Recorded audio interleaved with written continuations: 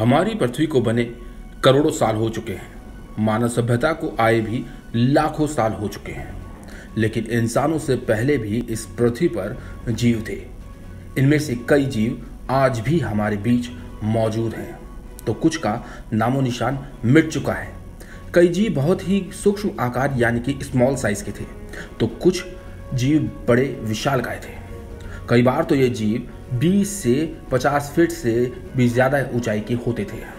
इन जीवों पर हॉलीवुड में कई फिल्में भी बन चुकी हैं, जिनमें से कुछ या शायद सारी फिल्में आपने देख रखी होंगी।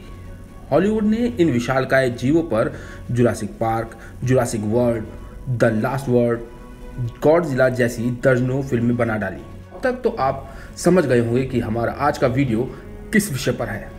तो आप बिल्कुल सही समझे हैं, हमारा आज का वीडियो डायनासोर पर ही है।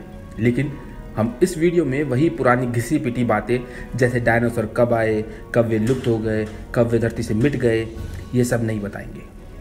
हम इस वीडियो में आपको वैज्ञानिकों की नई खोज के बारे में बताने जा रहे हैं। तो अपने सीट की पेटी बांध लीजिए और तैयार हो जाइए, क्योंकि हम आपको ले जा रहे हैं जुरासिक टाइम के नए लॉस्ट वर्ल्ड की सैर पर।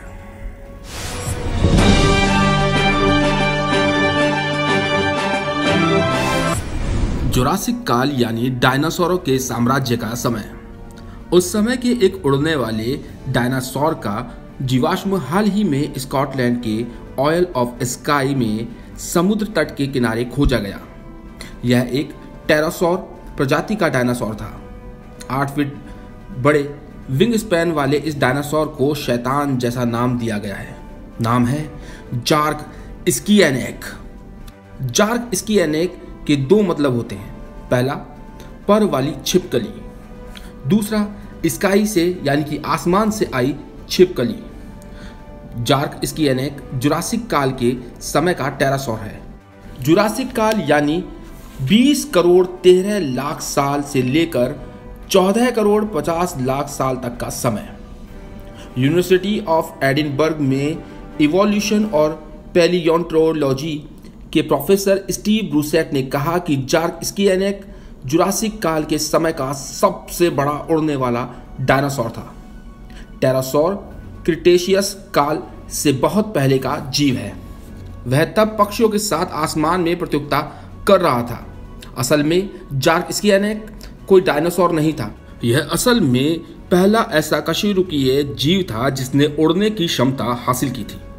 उड़ने का काम टेरासौर ने पक्षियों से 5 करोड़ साल पहले ही हासिल कर लिया था।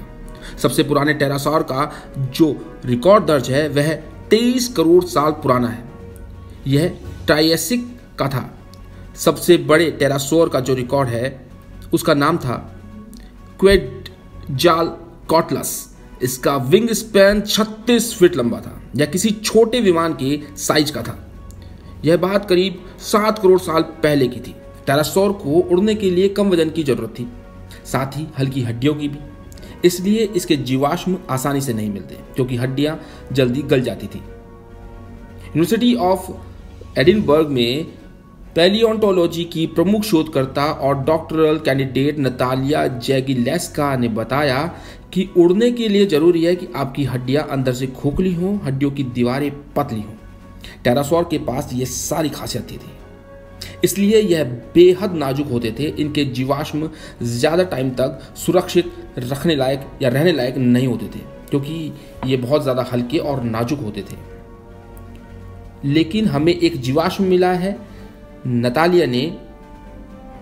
नतालिया ने कहा कि यह जीवाश्म करीब 16 करोड़ साल पुराना है और पूरी तरीके से संपूर्ण है। इसके मछली पकड़ने वाले नुकीले दांत आज भी सुरक्षित हैं।